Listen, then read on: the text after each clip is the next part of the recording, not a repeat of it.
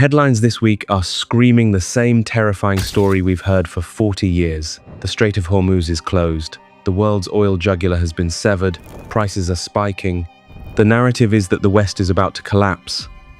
But if you look at the real data, not the panic, but the pipes, you'll see a radically different reality. The closure of the strait isn't an American catastrophe. It is a Chinese apocalypse. And the most counterintuitive fact of this entire conflict: the only reason the strait is closed right now isn't because of naval mines or sunken destroyers. It's because of an algorithm in London. Welcome to the invisible war. Let's start with what the television doesn't tell you about geography.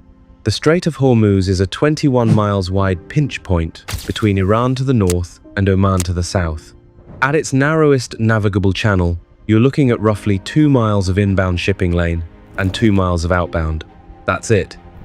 It is the single most consequential bottleneck in the global energy system, or at least it was. Historically, 20% of the world's traded oil flows through here. That's roughly 21 million barrels every single day. The standard dogma, the one your cable news anchor is reciting right now, is that if Iran shuts this gate, the American economy grinds to a halt.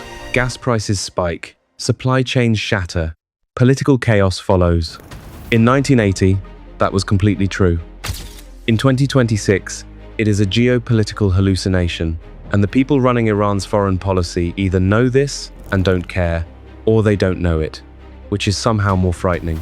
Here is the number nobody discusses: 2.5%. That is the percentage of US petroleum consumption that actually comes through the Strait of Hormuz today. Let me say that again, because it is important.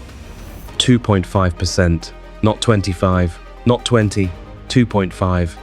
Thanks to the shale revolution, the hydraulic fracturing boom that transformed states like Texas, North Dakota, and Pennsylvania into energy powerhouses, and thanks to the continued deepening of Canadian pipeline imports, the United States has achieved something that would have seemed like fantasy to every president from Nixon to Obama: effective energy independence. We produce more crude oil than we consume. We export more liquefied natural gas than almost anyone on Earth. We don't need the physical oil flowing through Hormuz. What we dislike, what every economist is watching nervously, is the global price shock that ripples outward when that flow is disrupted.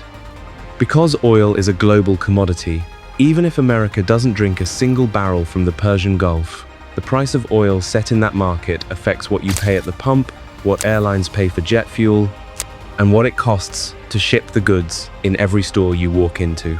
We are not immune. We are just not the most vulnerable. Not by a long shot. Now turn your eyes east. Look at the countries Iran actually calls its partners. Look at the people Tehran's leadership claims to be protecting with this escalation. China imports nearly 50% of its crude oil from the Persian Gulf region, half their entire supply. When the strait tightens, Beijing's economy bleeds. Their manufacturing sector, their export machine, their entire growth model runs on fossil fuels that flow through 21 miles of contested water. The Chinese Communist Party has spent years trying to reduce this exposure through deals in Africa, through pipelines from Russia, through long-term contracts with Kazakhstan. They have made progress, but they are nowhere near safe, not yet. Japan and South Korea, the situation is even more acute. Over 80% of their oil comes through the Strait of Hormuz. These are advanced industrial democracies with almost no domestic energy production. Their entire post-war economic miracle, their cars, their semiconductors, their consumer electronics, all of it is predicated on a steady flow of Gulf crude. Japan has strategic reserves. So does South Korea, but reserves by weeks, not months. So when Tehran threatens to close the strait to punish Washington, think about what is actually happening. Iran is pointing a gun at the economies of its supposed allies and its biggest customers. They are threatening to destroy the Chinese manufacturing sector to score a political point against a country that barely relies on their waterway. It is not a weapon. It is a suicide vest, and the shrapnel flies east, not west. But here is the deeper layer, the infrastructure that never makes the news, the engineering projects that have been quietly reshaping global energy geopolitics for the past 2 decades. While the world was distracted by drone strikes and nuclear negotiations, the Gulf monarchies were building escape hatches. Saudi Arabia, which sits on the largest conventional oil reserves on the planet, was not going to let its revenue stream depend on Iranian goodwill. So they built the East-West pipeline, officially called Petroline, which stretches 750 miles across the Arabian Peninsula from the eastern province oil fields straight to the port of Yanbu on the Red Sea.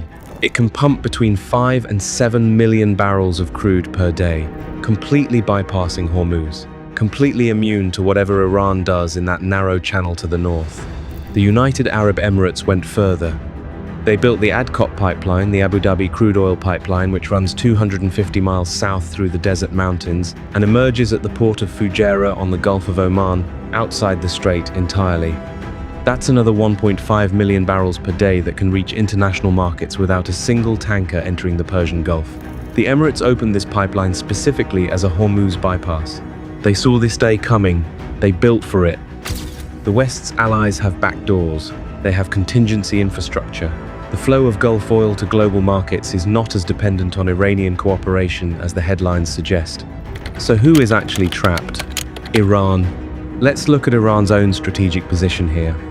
Their bypass project, the Goreh-Jask pipeline, which was supposed to connect their internal oil network to a terminal on the Gulf of Oman, also bypassing the strait, is reportedly running well below capacity. Their storage facility at Jask is largely dry. The project was plagued by delays, sanctions, complications, and engineering problems. It was supposed to be Iran's insurance policy, their way of maintaining oil exports even if some future conflict shut the strait. It isn't ready. That means if Iran closes the Strait of Hormuz, they don't just cut off their customers, they cut off themselves. Iran's own oil exports primarily move through the same waterway they're threatening to block. By closing the strait, Iran blockades its own only major source of hard currency at a time when its economy is already buckling under decades of sanctions. The leverage Iran thinks it holds is largely a bluff, and the bluff is destroying them more than anyone. Now, let's address the closure itself, because here's where this story becomes genuinely fascinating to anyone who studies modern power. You haven't seen a wall of burning ships yet, have you? No mine detonations, no destroyers sunk in the channel, no dramatic footage of tankers ablaze. The strait is closed in a way that leaves almost no visual evidence. That's because the water isn't physically blocked. The blockade is financial. Lloyd's of London, the centuries-old insurance marketplace that underwrites a staggering proportion of global shipping and other major marine insurers, looked at the threat environment in the strait and hit a button. That button classified the Persian Gulf and the approaches to the strait as a designated war risk zone. And in that zone, the insurance premiums for any vessel don't just go up, they go up by multiples. They go up to levels that make it economically irrational to send a tanker through. No insurance means no tankers, and no tankers means no oil, not because anyone physically stopped the ships, but because the risk calculation became untenable. This is the hidden architecture of modern economic warfare. The weapon that stopped the flow of oil through the world's most important waterway wasn't a torpedo, wasn't a naval blockade, wasn't a military operation. It was a risk premium calculation made by actuaries in office buildings in London. The financial system has become more effective at imposing blockades than any navy. This is the paradox of 2026. The Strait of Hormuz, the choke point that has defined global energy anxiety for 2 generations, is no longer primarily the West's vulnerability. It has been transformed through a combination of American energy production, Gulf infrastructure, investment, and the invisible power of global financial systems into something far stranger. It is a trap for the East, baited by the West, and sprung by Iran on themselves. The oil weapon that Ayatollah Khomeini's generation believed was the ultimate leverage over the industrialized world has rusted. The calculus has reversed. The countries most damaged by any Hormuz disruption are now the countries in Beijing, Tokyo, and Seoul, not Washington, not London, not Brussels. And Iran, which built its entire foreign policy around the credible threat of closing that 2-1-mile channel, has discovered that the threat is most credible against the partners it needs most, and least credible against the adversaries it actually wants to punish. The invisible war has a winner. It just isn't who anyone expected.